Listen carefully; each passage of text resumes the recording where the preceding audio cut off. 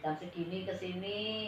Ayo, ada apa ini? Saya Ya. mau izin sih tadi mau tanya-tanya soal penanganan masalah anak. Oh, masalah ramah anak, sekolah ramah anak. Ya, sekolah ramah anak. Oh iya, iya Pak Titus. Ini kan mesti banyak banyak untuk memulai kan mesti banyak masalah kan. Oh iya. Tapi ya bersyukur kalau sekolah kita di SDN Ngagel 1 itu kan sudah menjadi teladan ya, Pak? Iya, istilahnya mendahului kita deklarasi. Iya, deklarasinya kita duluan. Ya, gini loh Pak Titus ya. Di sekolah kita SDN Ngagel 1 itu kan sudah tahun 2019.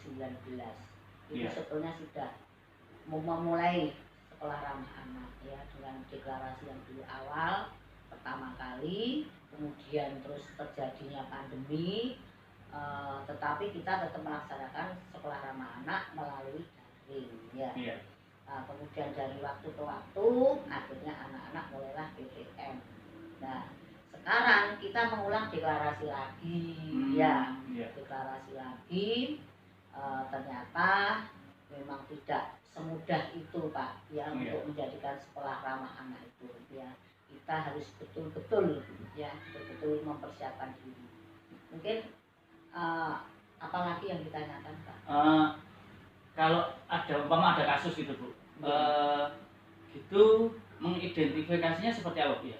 Jadi gitu ya.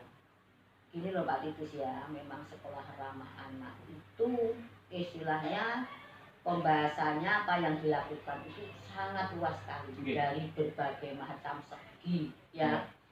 Wes ramah anak itu tentang apa saja ya, tentang sopan santun masuk, kedisiplinan masuk, terus kemudian pembulian anak-anak ya, terus kemudian anak-anak itu kadang buang sampah di sembarang tempat, berolok-olok dengan teman ya, itu membuli tadi. Kemudian anak-anak itu kadang-kadang tidak sopan ya, kadang-kadang ya misuh ya. Nah itu nah ini Pak Titus yang menjadi permasalahan di tempat kita ini. Anak-anak itu betul-betul harus dikondisikan melalui guru kelas masing-masing, karena saya ketahui sendiri ya, menurut pengamatan saya itu anak-anak itu masih banyak yang membuli, istilahnya mengolok-olok nama orang tua, kemudian miso itu masih ada saja ya. Mungkin dari sekolah kita sudah dididik dengan karakter yang baik, dengan budi pekerti, tapi di rumah Pak Titus ya, di rumah. Nah ini saya juga bekerja sama dengan orang tua. Makanya dulu kita pernah sosialisasi kepada orang tua masalah sekolah ramah anak ya. Kita sosialisasi bagaimana antara sekolah dengan orang tua murid itu harus sinergi ya, untuk mendidik anak ke arah ini, menjadikan anak-anak yang ramah ya, ramah anak. Jadi dalam arti di sini ramah anak itu bukan anaknya sopan saja, tidak, tapi ramah anak ini meliputi secara luas ya. Jadi perilakunya, ya kejujurannya, kedisiplinannya tadi ya. Dan di sini yang saya amati Pak Titus ya, itu anak-anak itu ternyata masih banyak yang istilah berantem istilahnya dengan teman-temannya itu ya. Kalau terjadi seperti itu kalau umpama berantem terus guru kelasnya nggak mampu menangani gitu, ditangani Bunda. Iya. Terus gimana? Ya, ini yang pertama ya, memang saya ini istilahnya secara rutin itu mengadakan pembinaan kepada guru-guru, dan di situ Pak itu saya titip dengan adanya sekolah ramah anak, guru punya kewajiban yang besar ya terhadap ini, mengarahkan kepada anak-anak, memberikan nasihat, itu hampir setiap hari harus dilakukan. Terjadwal gitu. Iya, terjadwal ya. Jadi anak-anak itu dimasuki untuk pendidikan karakter oleh gurunya ini. Nah, seandainya terjadi sekolah ramah anak atau anak-anak tadi perilakunya itu tidak bisa dikendalikan, maka harus melaporkan segera kepada kepala sekolah.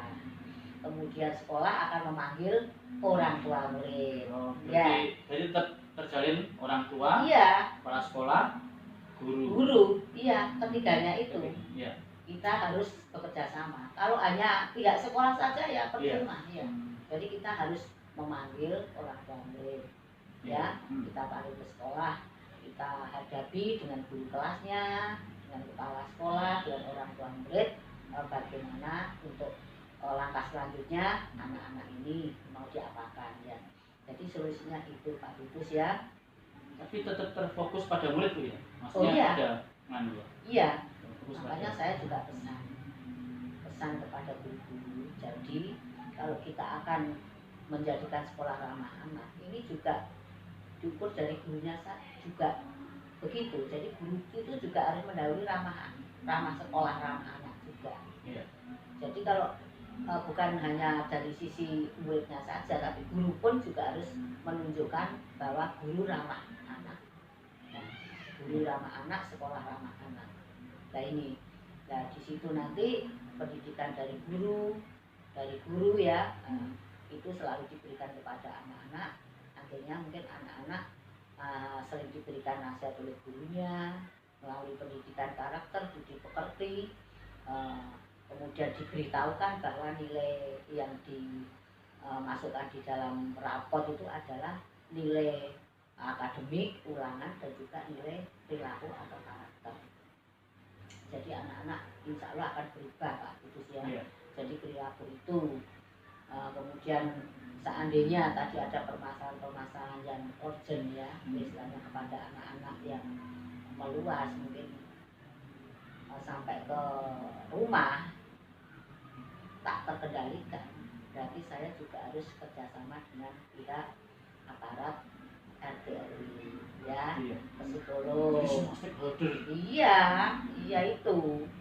Nah, kalau memang anak itu tidak bisa dikendalikan loh Pak, kita harus betul-betul anak itu harus kita kawal.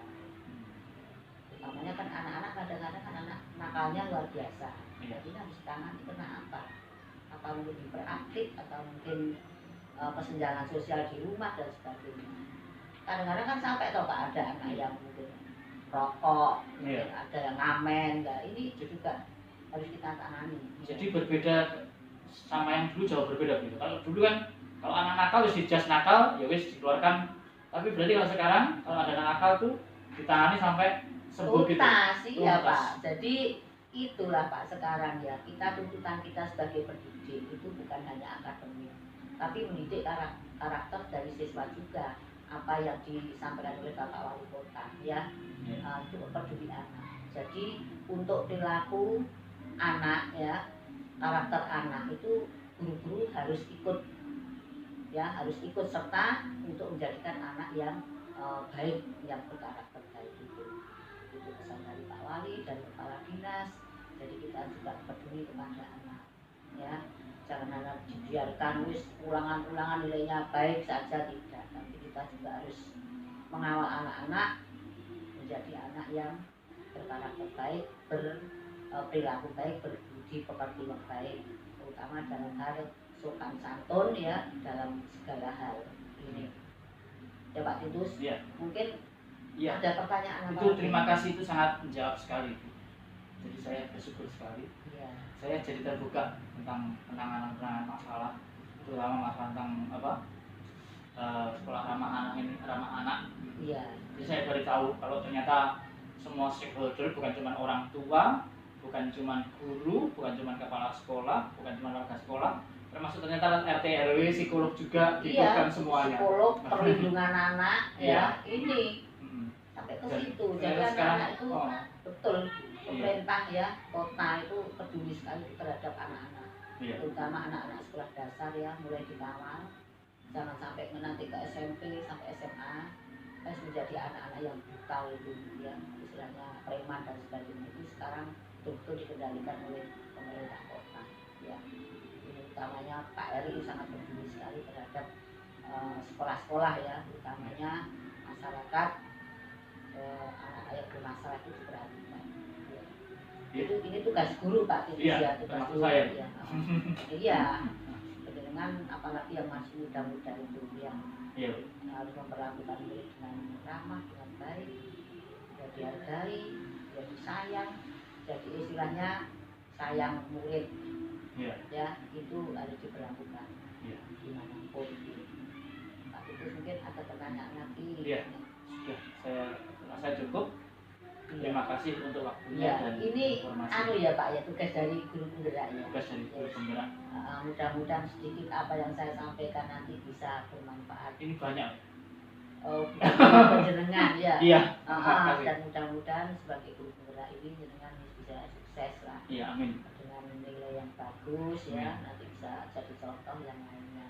Amin. Ya, tetap harus diterapkan di sekolah-sekolah. Terutama juga sekolah penggerak ya. Nah, kita aja Pak Ibu ya. Makasih Ibu. Sekarang.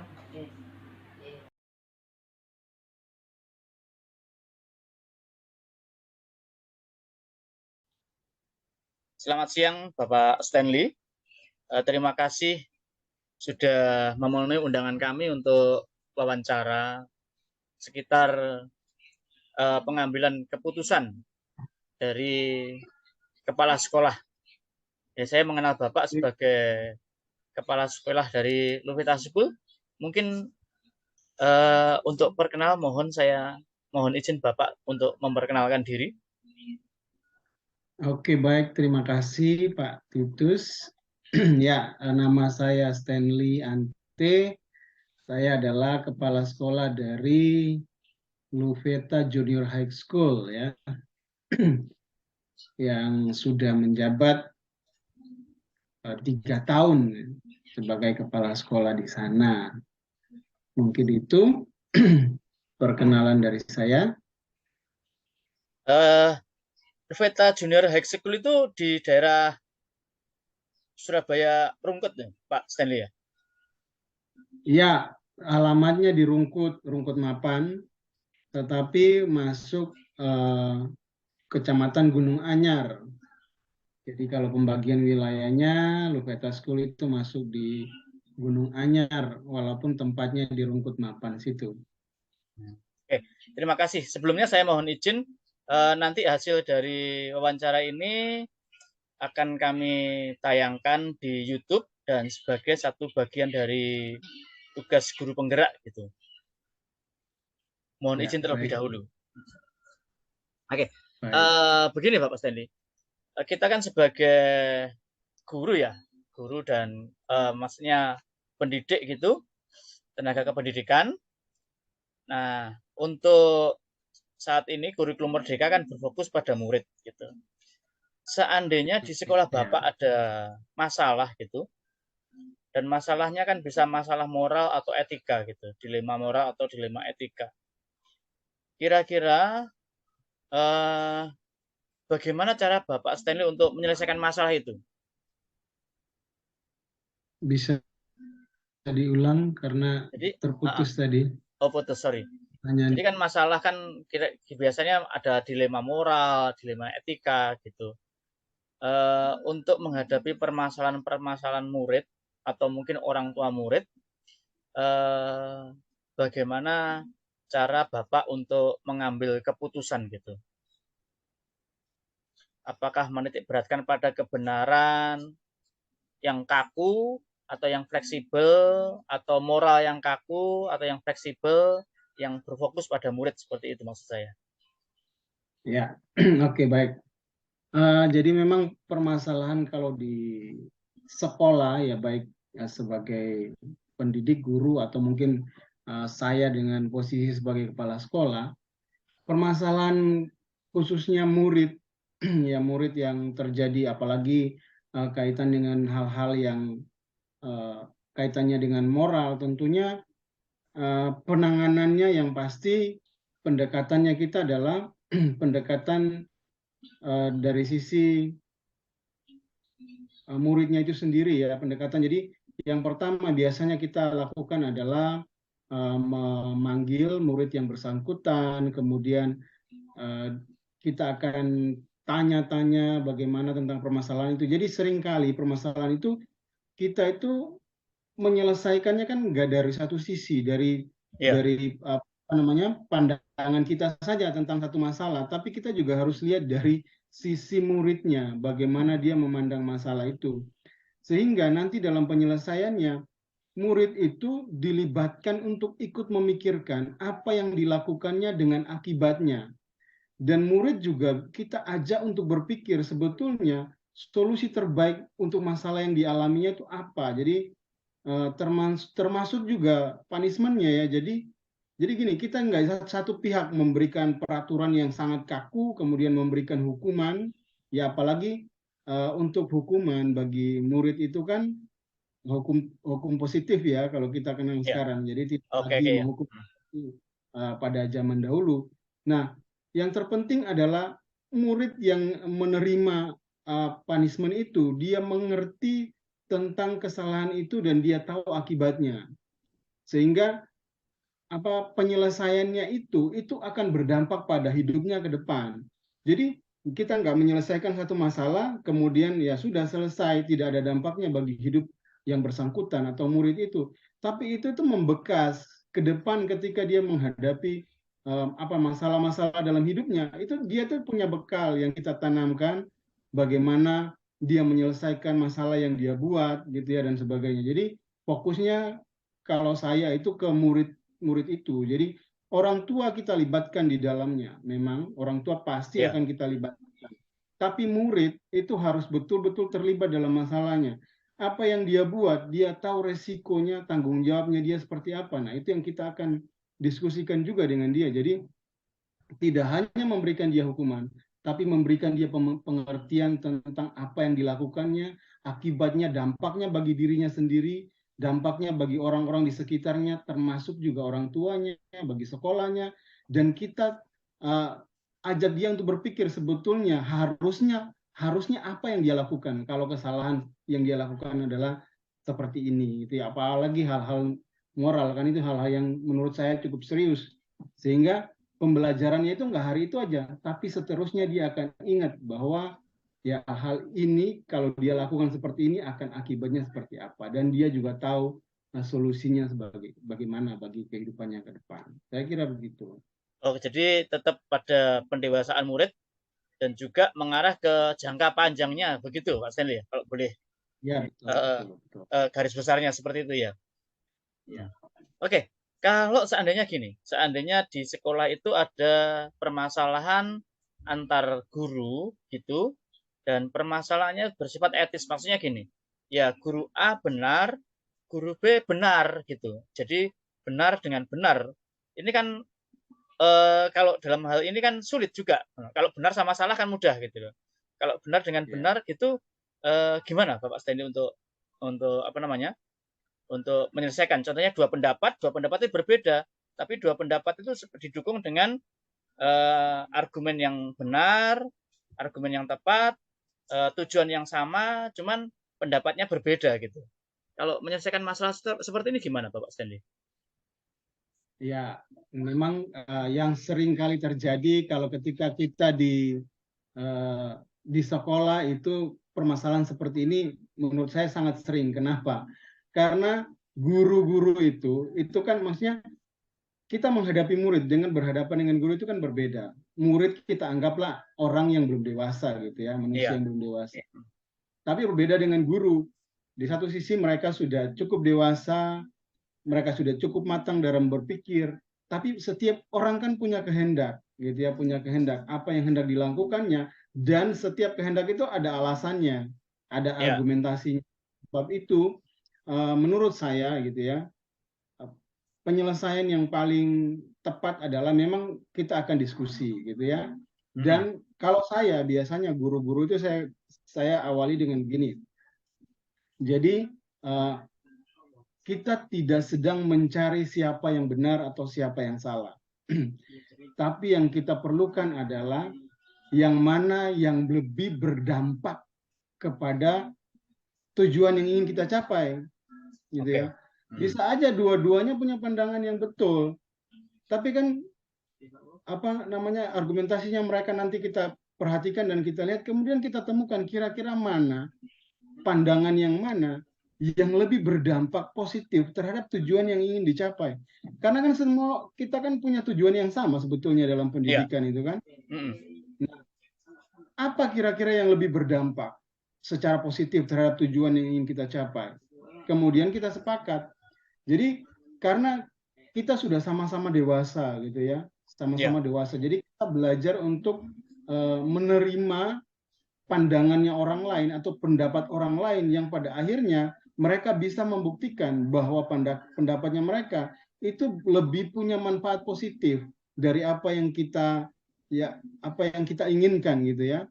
Nah, sehingga ya itu sana kita cari solusinya di situ. Tapi gini, kita tidak menganggap pendapat yang satunya itu mungkin terlalu lemah, bukan itu.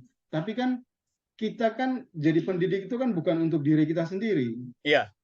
Kepentingannya kan bukan diri kita sendiri, tapi kepentingan anak-anak kita.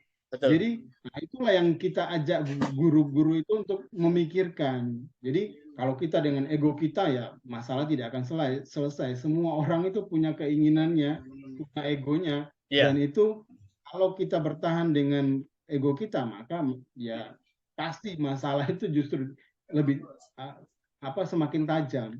Sehingga ya itu di awal kita sudah sepakat bahwa kita akan uji semuanya, pendapatnya apa, kemudian kita cari solusinya mana yang lebih berdampak positif ya pandangannya terhadap keberlangsungan pendidikan di tempat kita, ya itu yang akan kita ambil. Jadi dampak positifnya itu pada siswanya Pak Stanley ya, pada ya. Ya betul. Jadi kita fokusnya kita kan memang siswa ya. Fokusnya kan ke. Kalau boleh saya akan bertanya satu lagi. Kan juga ada orang tua yang terlalu otoriter gitu, ya terlalu kaku, terlalu keras gitu, sehingga orang tua itu overprotect terhadap anaknya, dan itu jelas kemungkinan besar tidak akan membuat si anak itu merasa nyaman gitu. Dan hal ini seringkali menjadi satu permasalahan juga di sekolah. Ketika sekolah mengadakan kegiatan yang mungkin menggali kebebasan anak gitu, justru itu membuat orang tua merasa khawatir dengan kebebasannya. Kalau hal seperti ini gimana Pak Stanley? Ya, saya mungkin saya pernah punya pengalaman ya. Jadi ada orang tua yang memang sangat protek sekali dengan anaknya. Yang kalau kita tanya ke anaknya itu sendiri, sebetulnya anaknya sendiri nggak nyaman dengan apa yang dilakukan oleh orang tuanya ya. Jadi cuma kan dia nggak bisa membantah orang tuanya. Saya pernah memanggil orang tua, kemudian yang saya bicarakan dengan orang tuanya seperti ini. Saya katakan dengan ramah kepada orang tuanya, sederhana sekali saya bilang ke seorang ibu dan suaminya yang datang, saya katakan bahwa orang tua kita itu diberikan kesempatan oleh Tuhan sebetulnya untuk mempersiapkan anak-anak kita agar mereka itu bisa survive tanpa kita ke depan. Karena kita itu kan tidak selamanya ada bersama mereka, melindungi mereka di setiap tahapan usia mereka. Iya, betul. Satu saat ketika kita nggak ada, apakah anak-anak kita itu kita sudah siapkan agar mereka bisa bertahan tanpa kita?